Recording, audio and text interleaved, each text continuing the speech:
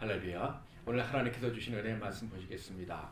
오늘 주시는 은혜의 말씀은 구약성경 사무엘상 13장 8절에서 12절 말씀이 되겠습니다. 사무엘상 13장 8절에서 12절 말씀입니다.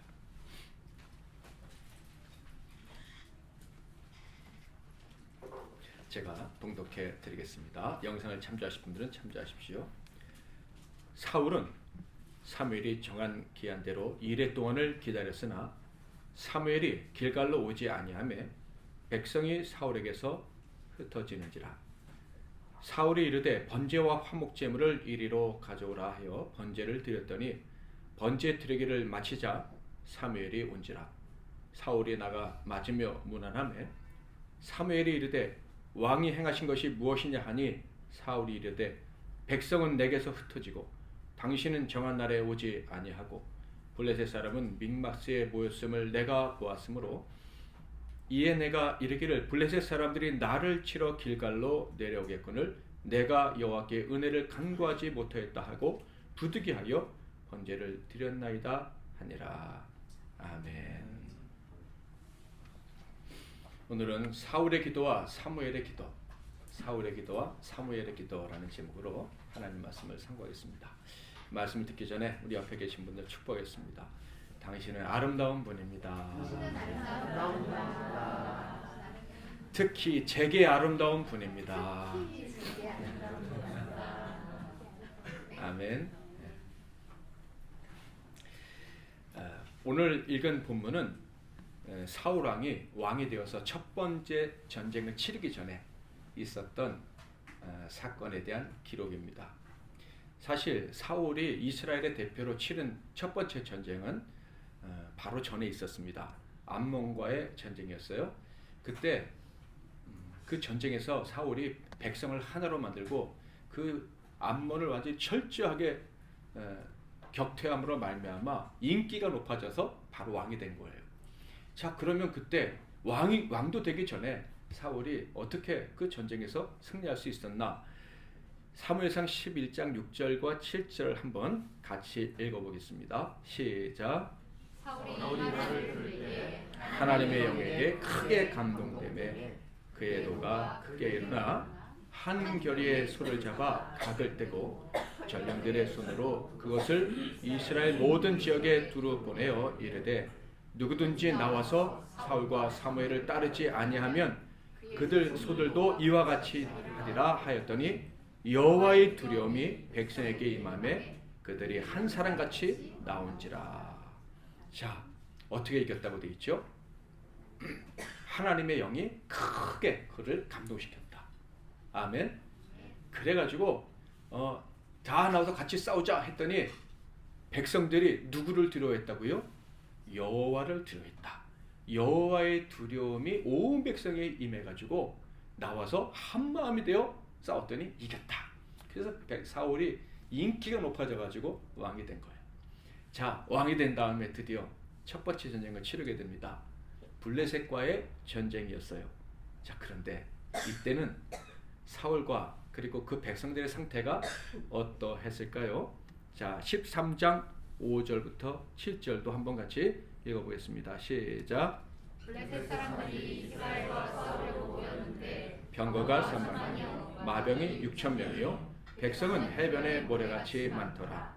그들이 올라와 베다웬 동쪽 림마스에 진침해 이스라엘 사람들이 위급함을 보고 절박하여 굴과 수풀과 바위 틈과 은밀한 곳과 웅덩이에 숨으며 어떤 히브리 사람들은 요단을 건너 갓과 길라 땅으로 가되 사울은 아직 길갈에 있고 그를 따른 모든 백성은 떨더라. 아멘. 자, 이때는 백성들의 상태가 어떠했다고요? 떨었다. 벌벌 떨고 떨 뿐만 아니라 다 흩어져서 도망갔대요.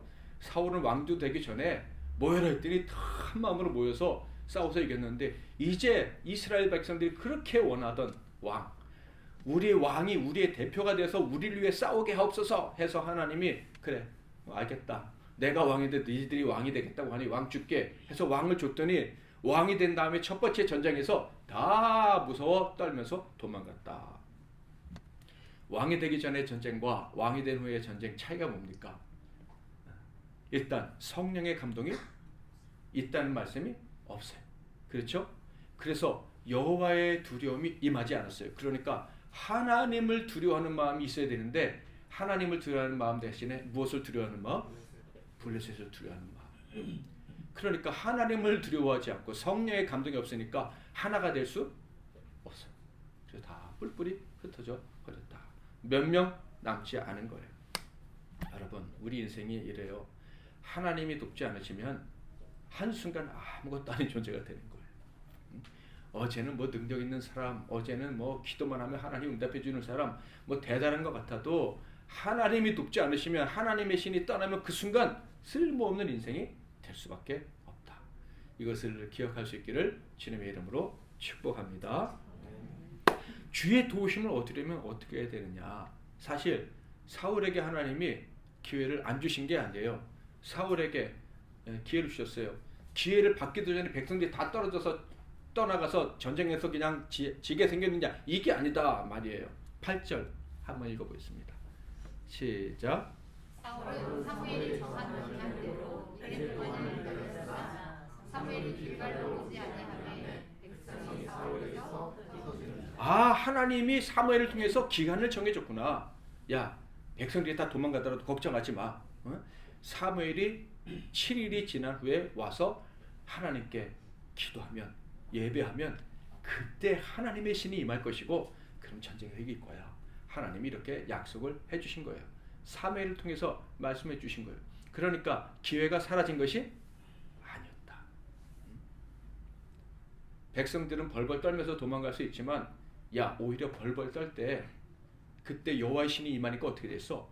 암몬 때문에 벌벌 떨 때 어떤 일이 벌어졌어? 하나님이 신이 너에게 임하니까 그 암몬 그냥 아무것도 아닌 것처럼, 그 성경에 보면요, 두 사람이 같이 간 암몬 사람이 없대요. 그러니까 다 뿔뿔이 흩어지거나 다 죽거나 완벽하게 승리를 얻었다는 얘기예요. 경험했잖아. 기다려. 하나님의 종이 와서 기도하고 그리고 하나님의 신이 임하면 너희는 또다시 이길 수 있을 거야. 하나님이 약속을 해 주셨는데 사울이 어떻게 했습니까? 기다리지 못했다라는 거예요. 여러분, 하나님께 기도하고 응답을 받으려면요, 가장 중요한 게 무엇일까요? 겸손이에요. 겸손. 그 겸손은 어린아이와 같은 마음이죠. 어린아이가 특징이 뭡니까? 전적인 의존이에요. 엄마 없으면 안 되는 거예요.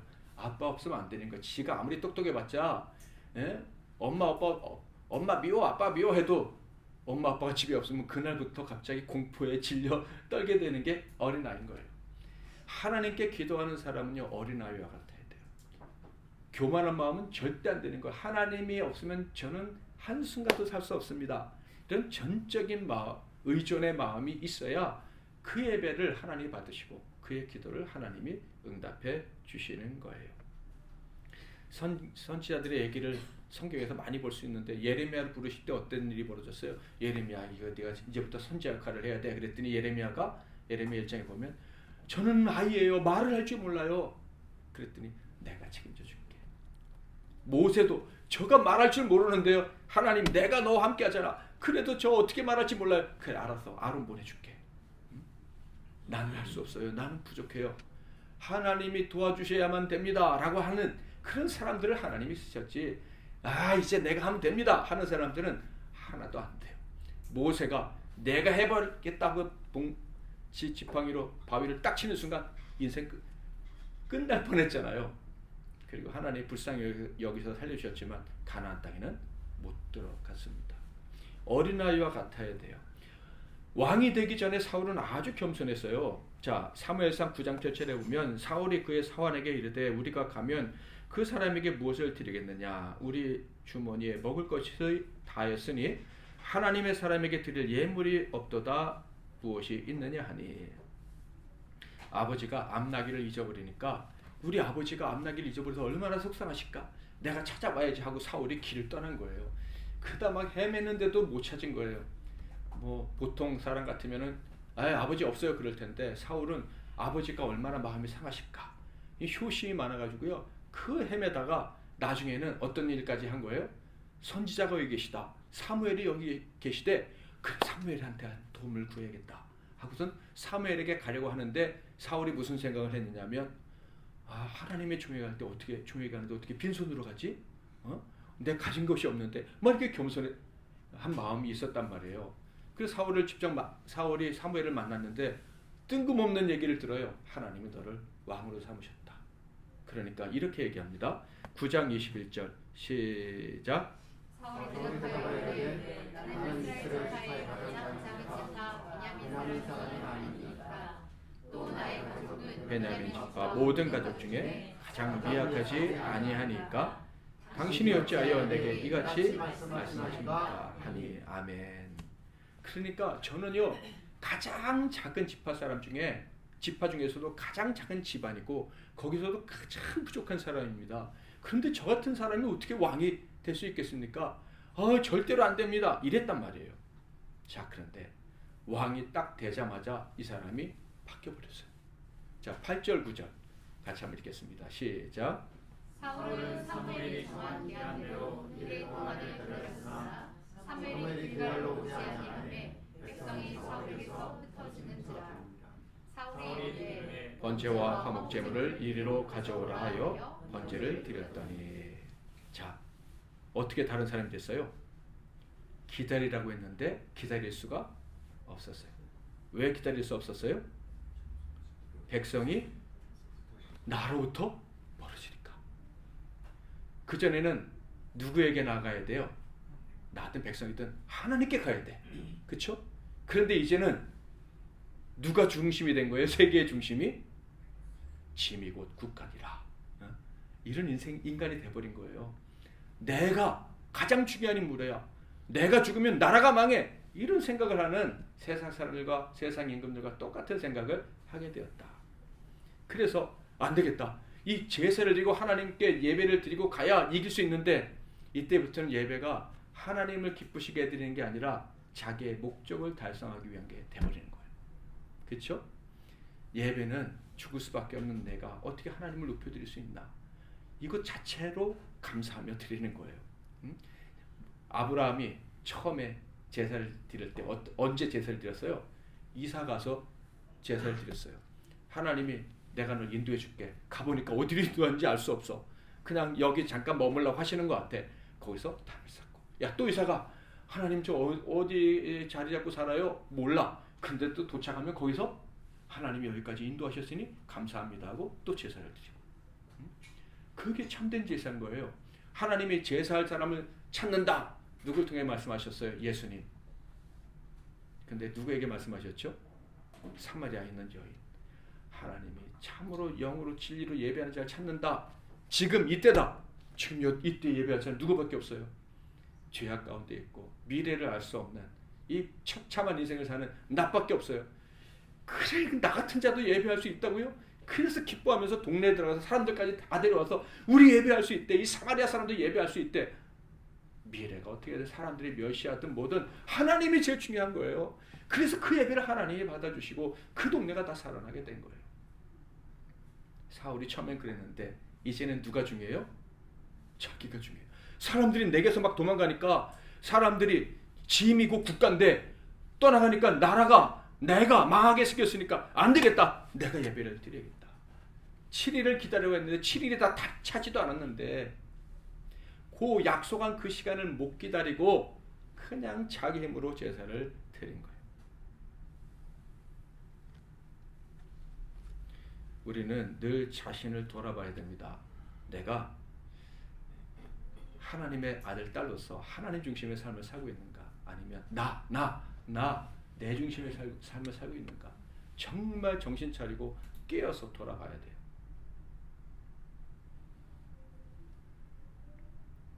자, 10절부터 12절에 보면 왜 사울이 기다리지 못했는지 더 분명하게 나타나고 있어요.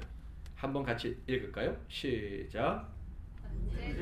마치자 사무엘이 온지라 사울이 나가 맞으며 문안하매 사무엘이 이르되 왕이 행하신 것이 무엇이냐?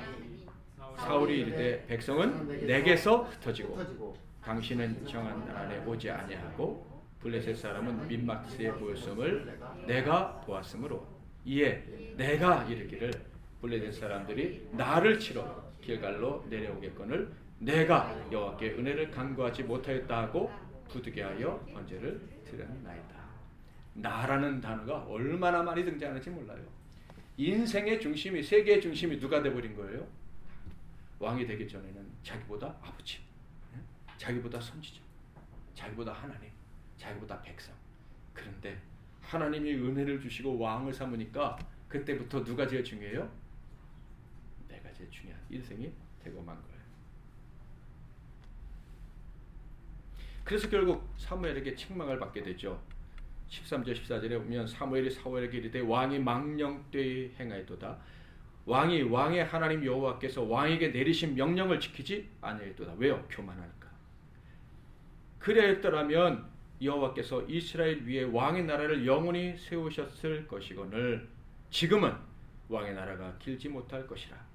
여호와께서 왕에게 명령하신 바를 왕이 지키지 아니하였으므로 여호와께서 그의 마음에 맞는 사람을 구하여 여호와께서 그를 그의 백성의 지도자로 삼으셨느니라 하고. 사울은 왕이 되는 순간 자기 아들이 왕이 되고 또 그 아들이 왕이 되고 계속 왕이 될 것이라고 생각이 됐어요. 세상이 그러니까. 그래서 자기가 중요했어요. 내가 없으면 이 나라가 잘못될 것이다. 근데 하나님의 생각은 야, 너 없어도 아무 상관없어. 다른 사람 될 거야. 네가 처음부터 망령되이 행했구나. 왕이 되자마자 네가 제일 중요한 인생이 됐구나. 그런데도 사울이 깨닫지 못하자 사무엘상 15장에 가면 어떤 일이 벌어지죠? 번제보다 뭘 원하신다? 순종을. 제사보다 순종을 원하시는데, 하나님 말씀 순종하는 거 원하시는데 네가 순종하지 않았기 때문에 하나님이 너를 영원히 버릴 것이다. 그래서 끝나요. 그래서 사무엘이 더 이상 사울을 만나지 않는 그런 비참한 일이 벌어져요. 13, 14, 15 3장. 그 이스라엘에 그렇게 원했던 왕이 그렇게 하루아침에 망가져 버렸다라는 거예요. 여기서 우리가 한 가지 질문을 할 수가 있을 거예요. 많은 분들이 이런 질문을 가질 수가 있을 것 같은데, 아니 사울이 제사한 것이 그렇게 잘못됐습니까? 아니 급하면 누구라도 하나님께 기도할 수 있는 건 아닙니까? 아니 옛날에 다윗도 기도했잖아요. 응? 다윗도 하나님께 나가서 기도했고 그 전에 사람들도 기도했고. 그런데 사울이 기도한 것, 사울이 하나님께 제사한 것 뭐가 문제입니까? 이렇게 따지는 분이 있을지도 모르겠어요. 여러분, 구약시대에는 큰 원칙이 하나 있어요. 그것은 하나님께 아무나 나갈 수 없다는 거예요. 하나님 만나면 다 죽는다. 그래서 누가 필요했어요? 중보자가 필요했어요. 항상 중보자가 대신 기도하고 대신 제사하고 대신 죄용서를 빌고 이래야만 했어요. 왜요? 무지하니까. 아직 미숙하니까. 구원의 진리에 대해서, 복음에 대해서 미숙하니까. 미숙하다는 것은 교만해지기 쉽다는 거예요. 하나님께 기도해서 응답해 주시면 금방 자기가 잘나서 그런 줄 알고 교만해진다고. 심지어 누구도 그랬어요. 선지자였던 노아조차도 하나님께 은혜를 입고 나서 자기 가족을 구하는 다음에 술 취해가지고 실수했잖아요. 그래서 하나님은 항상 중보를 주셨고 그 중보자도 인간이고 완전하지 않기 때문에 나중에 어떤 분을 주신 거예요? 완전하신 중보자 예수를 보내주신 거예요. 그 구약시대는 절대로 자기가 함부로 기도하면 안 돼요. 다윗은 기도했잖아요. 근데 다윗은 뭐라고 기도했어요? 우리 시편 8편에 보면 인자가 무엇이가 한데 주께서 저를 돌보시나이까. 그리고 사무엘하 17장인가요? 거기는 어떻게 해요? 사무엘하 7장. 거기선 다윗이 뭐라고 말해요? 저와 저희 집이 무엇이가 한데 이렇게 은혜를 베풀어 주시. 성전에 들어가서 펄쩍 주저앉아가지고 저와 저희 집에 무엇이 간데 이렇게 은혜를 베풀어 주십니까? 하나님께 기도한다고 할 때 뜻을 묻고 어떻게 갈까요? 그런 질문, 그런 기도는 항상 선지자를 통해서 했고요. 그리고 하나님께 본인이 직접 기도할 때는 중보자가 없을 때, 혼자 도망갈 때, 아니면은 어떻게 해요? 어떤 내용의 기도예요?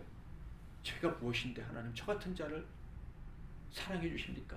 저 같은 자에게 은혜 주십니까? 이런 기도를 드렸다는 거예요. 감히 자기 혼자 하나님께 묻겠다고 나가서 그렇게 기도한 적이 없었어요. 구약시대는 절대적으로 중보자가 있어야만 했기 때문인 거예요. 그래서 하나님이 왕도 세우시지 않으셨던 거예요. 중보자가 없이 사람이 스스로 통치하려고 하면 어떤 일이 벌어져요? 그것이 사사기의 교훈이에요. 자기가 마음대로 했더니 결론이 뭐예요? 사사기의 핵심 단어가, 핵심 문장이 소견에 옳은 대로 행했더라. 자기가 잘할 줄 알고 자기 마음대로 하면 다 될 줄 알고 교만이 크게 올랐다. 그것이 사사시대의 결론 아닙니까? 히스기야가 기도했어요. 어떤 분이 질문하더라고요. 히스기야가 하나님께 기도해서 응답받고 15년이나 생명이 연장됐잖아요. 히스기야가 기도할 때 뭐라고 기도합니까? 하나님, 제가 선하게 행한 거 하나님 앞에 최선을 다했고 선하게 행한 거 아시지 않습니까? 그러니 제 병을 고쳐주세요. 그랬더니 하나님이 15년을 더 살게 해주셨잖아요. 자기가 잘했으니까 열심히 했으니까 하나님께 도와달라고 해서 기도했더니 하나님이 정말 도와주시지 않았느냐? 구약시대에도 기도할 수 있는 거 아니냐? 이런 질문을 하시더라고요. 근데 여러분, 히스기야가 15년 연장된 다음에 그 인생이 어땠습니까? 차라리 죽었으면 하나님 영광을 안 가렸을 텐데, 위대한 임금으로 살다가 끝났을 텐데 15년 동안 나쁜 짓을 다 하다가 그 명성을 다 깎아먹고 나라까지 망하고 성전에 있는 곳간에 있는 그 성전 기물까지 바벨론에 다 넘겨주고 하나님께 책망받고 그러고 죽었잖아요.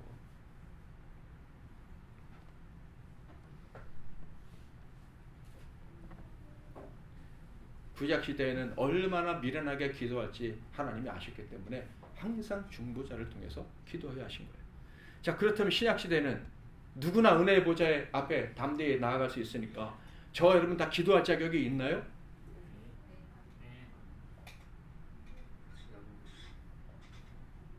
그러면 기도할 자격이 있으면은 예수님의 이름으로 기도합니다 할 필요가 없는 거예요. 신약시대는 누구나 다 기도할 수 있어요. 맞아요. 왜냐하면 중보자가 언제나 함께 하시니까. 그렇죠?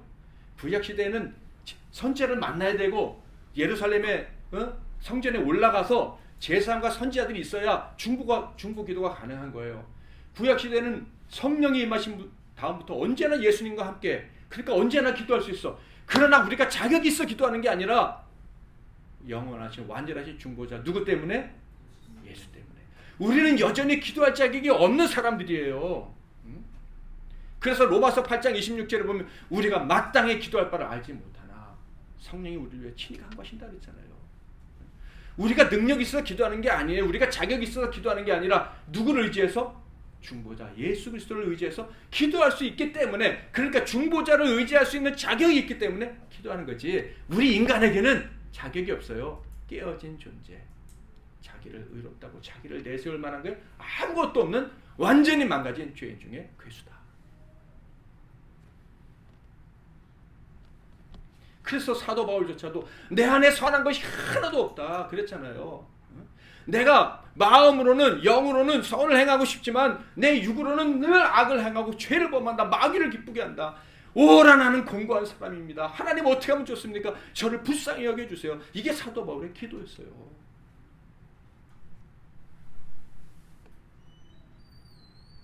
어떤 교회 권사님이 목사님을 찾아와서 이렇게 얘기를 하셨대요. 저한테 직접 들려주신 얘기인데, 남편 장례를 다 마치고 오신 거예요.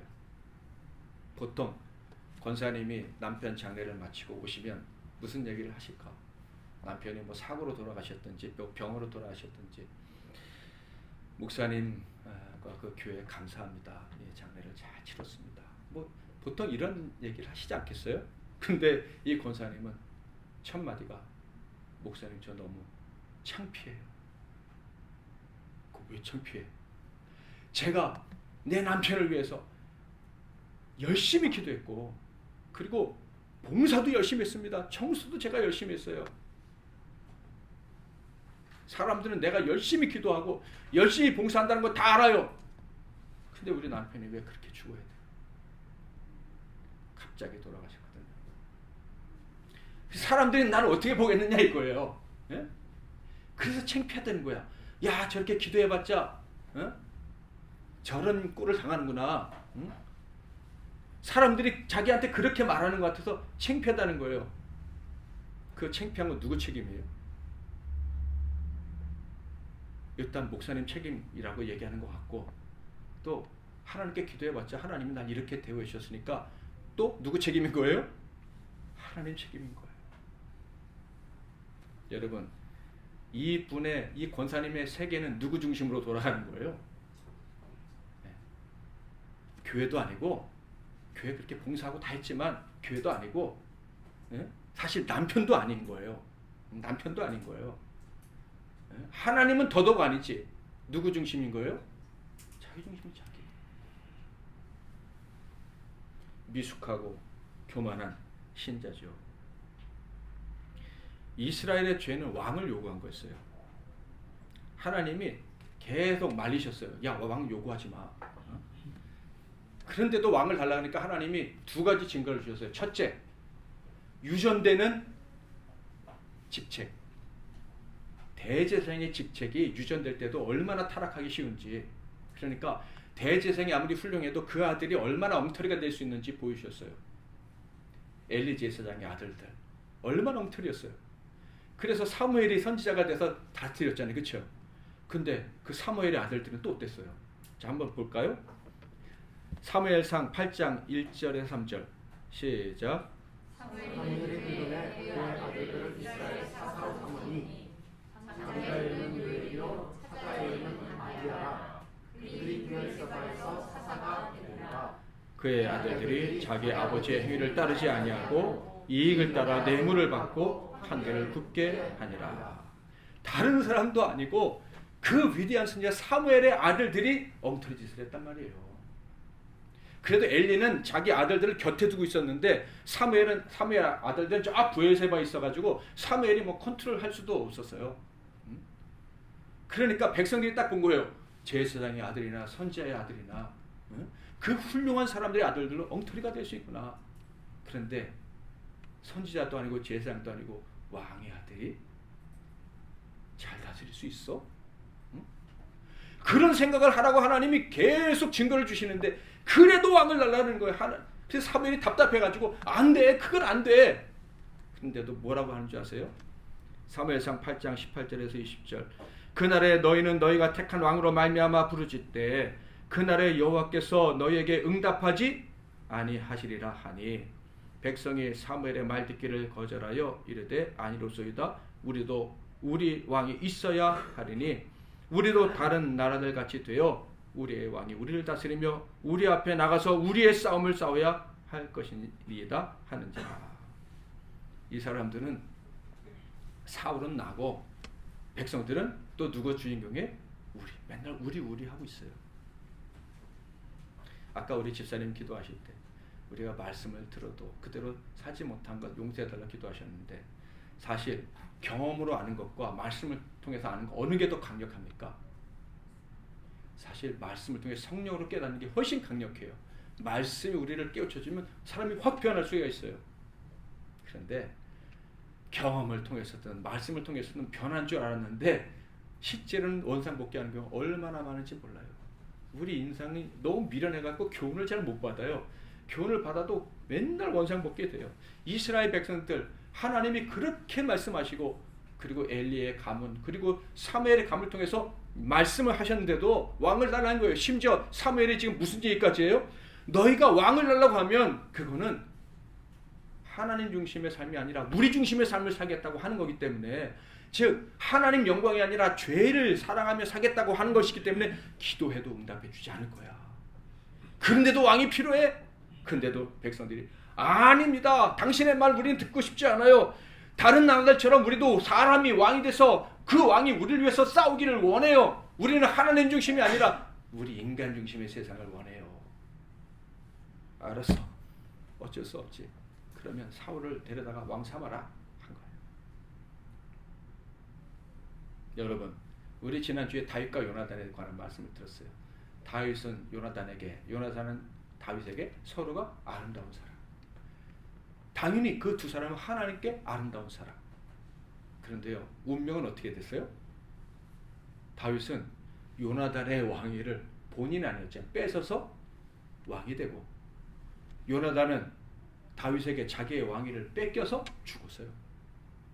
성경에 요나단의 아들이나 요나단의 특히 아내의 얘기가 없어요. 요나단의 아내가 어떤 사람이었을지 저는 모르죠. 근데 상상을 해봐요. 사울이 했던 말하고 똑같은 얘기를 할 수도 있었을 것 같아요. 당신 다윗에게 그렇게 잘해줘서 당신에게 남는 게 뭐냐고. 응? 당신 하나님 사랑해서 다윗 사랑한다고 하는데 좋아. 하나님 사랑하는 거 좋아. 다윗 하나님의 사람이니까 나도 인정해요. 잘하는 거 좋아요. 근데 당신이 그렇게 다윗을 위해서 기도하고 다윗을 위해서 잘해줘서 당신에게 남는 게 뭐고 우리 자식들에게 줄 수 있는 게 뭐냐고. 당신 왕이 뺏기고 우리 아들들 다윗이 왕이 되면 다 죽일 거 아니냐고. 물론 다윗은 안 죽였지만 그게 당신이 하나님 앞에 바르게 산 결과.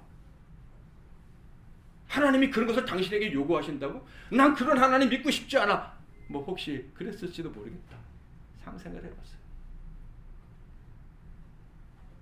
여러분, 우리 믿음 생활하고 기도할 때 내가 원하는 결과를 얻지 못하면 내가 잘못 따랐나?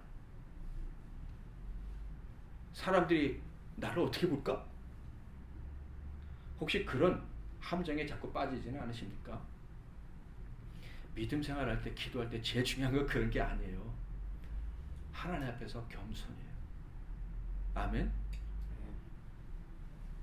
모든 것을 합력해서 선을 이루시는 분. 로마서 8장 28절. 그것을 믿으시길 바랍니다. 우리가 기도해서 살 수도 있고요. 기도해서 죽을 수도 있어요. 아멘. 그게 중요한 게 아니에요. 죽어도 하나님께 영광 올려드릴 수 있다는 것을 우리가 믿어야 돼요. 아멘.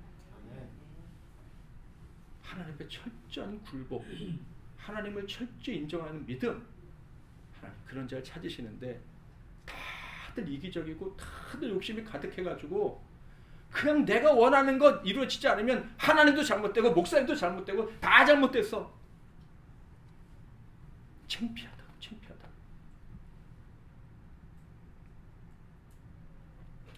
겸손한 자는요, 그래서 언제나 감사하는 거예요. 언제나 기뻐하는 거예요. 억지로라도 기뻐해요. 하나님이 기뻐하라고 하셨으니까. 기뻐하라고 하셨으니까 안 기뻐도 기뻐하면 나중에라도 기뻐할 수밖에 하기를 잘했다라는 증거를 주실 거예요. 아멘. 그렇게 기뻐하는 거예요. 기도의 자격, 기도의 능력, 기도의 능력이 있는 사람, 저 사람은 기도하면 능력 있어. 이런 말은 우리 죽을 때까지 틀렸다. 맞는 말이 아니다. 믿으시길 바랍니다. 자, 그런데 우리 교회는요, 기도하면 하나님이 잘 치유해 주시는 것 같아요. 그렇죠? 우리 교회는 치유의 능력이 있는 줄 믿습니다. 이거 아멘 해야 될지 말아야 될지만 헷갈리세요. 저희 교회가 개척했을 때 진짜 암 환자 다 나시고, 제일 먼저는 우리 지난주에 오셨던 공규영 권사님 허리가 그냥 부르셨다 그랬는데 수술도 안 하고 하나님이 치료해 주시고, 오늘은 또 저기 그 두 번째로 아프신 우리 민준식 장로님 오셨는데 얼굴에 암이 다 퍼져가지고, 그런데 우리가 기도했더니 다 살려주셨잖아요. 건강하게. 그래서 우리는 자신감이 생겼어요. 야, 기도하면 다 용태 다 치료해 주시는구나. 그래서 제가 노회 같은 데 가서 자랑했더니 우리 교회는 치유의 은사가 있는 교회다. 그렇게 또 소문을 내시더라고요. 근데 저 그 회개했어요. 지난주에 하여간에 장례식이 2번 있었는데 제가 장례식 가면서 기도했어요. 하나님, 아무도 안 만나게 해주세요. 혹시 자랑할까봐. 자랑할 것도 없는데 혹시 자랑할까봐 아무도 안 만나게 해주세요. 그랬더니 진짜 하나님이 응답을 잘해주셔서 아무도 안 만나고 장례식에 싹 갔다가 조용히 왔어요. 그럼 왜 응답해 주셨을까? 불쌍해서 응답해 주신 거예요. 불쌍해서. 우리 민조식 장로를 위해서는 아마 성도들이 그러셨을 거예요. 우리 사모님 개척해도 힘든데 아버지가 아프시니 얼마나 힘드실까? 불쌍히 여겨주세요. 아마 그래서 이렇게 기도하셨을 거예요. 맞죠? 우리 교회는 기도의 능력이 있으니까 응답될 줄 믿습니다. 이게 아니란 말이에요. 하나님 불쌍히 여겨주세요. 우리 교회가 계속 기도하면 모든 병이 고침받는 역사 있을 줄 믿습니다. 근데 우리 교회는 기도의 은사가 있는 병 고침의 은사가 있는 교회예요. 그렇게 생각하는 순간부터 하나님이 안 고쳐주실 거예요. 그런데 우리가 서로를 불쌍히 여기고 몸이 약하면 불쌍해지고 돈 없어지면 불쌍해지고 나이 들면 불쌍해지고 다 우리가 불쌍해질 요소가 얼마나 많아요.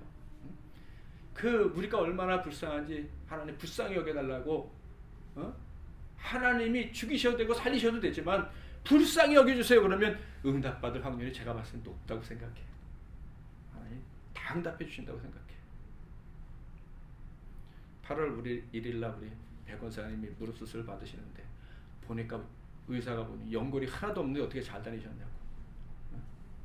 저 요정이 하나님께 기도하지 않으면 안 되시니까 그렇게 힘을 내서 다니신 거잖아요. 하나님 불쌍히 여겨주셔서 앞으로 더 기도할 수 있도록 깨끗이 고쳐달라고 하면 하나님이 수술 안 하고 낫게 될 수도 있고 수술하시고 난 다음에는 100세까지도 그냥 펄펄 뛰어다닐 수 있도록 고쳐주실 줄 믿습니다. 불쌍히 여겨달라고. 그 하나님 다 고쳐주실 거예요. 우리 자존심 내세우지 말고 어떤 어려움 우리 언제나 당할 수 있잖아요. 그 하나님 앞에서 우리의 약함을 우리 성도들과 서로 고백하면서 하나님께 불쌍히 여겨달라고 기도하면 하나님이 다 들으실 줄 믿습니다. 옆에 계신 분들하고 못 고칠 병은 없습니다. 못 고칠 병은 없습니다. 응답되지 못할 기도 없습니다. 아멘. 우리는 기도의 능력은 없지만 완전한 중보자 예수가 계시기 때문에 우리를 불쌍히 여겨주시는 예수가 계시기 때문에 어떤 기도든지 주님이 기뻐하시고 다 응답해 주실 줄 믿습니다. 사울의 기도는 이제 없어요. 항상 우리의 약함을 알고 올려드린 다윗의 기도, 사무엘의 기도, 그리고 우리가 처음 드렸던 그 기도를 늘 올려드림으로 응답받는, 그래서 하나님 앞에서 언제나 아름다운, 그냥 잘해주고 싶은 그런 인생들 다 되시기를 주님의 이름으로 축복합니다. 이와 같이 성령도 우리의 연약함을 도우시나니 우리는 마땅히 기도할 바를 알지 못하나 오직 성령이 말할 수 없는 탄식으로 우리를 위하여 친히 간구하시느니라. 아멘. 이제는 우리 주 예수 그리스도의 크신 은혜와 우리 아버지 하나님의 극진하신 사랑하심과 성령님의 위로교통 충만 역사하심이 자격이 없지만 참된 중보자 되신 예수 그리스도를 의지해서 기도할 때마다 이 부족한 자를 가장 좋은 길로 인도해 주시는 멋진 응답을 주실 줄 믿고 머리 숙인, 그리고 앞으로도 겸손하게 그러나 용감하게 기도하기로 작정한 이 모든 종들 한 분 한 분 위에와 기도의 응답으로 가득하게 될 그들의 오늘 그리고 내일과 가정과 산업과 건강과 미래 위에 이 나라와 이 민족과 세계의 열방과 주님께서 피로 값주고 사신 우리 함께 기뻐하는 교회 위에 이제로부터 영원토록 함께 하실지어다. 아멘.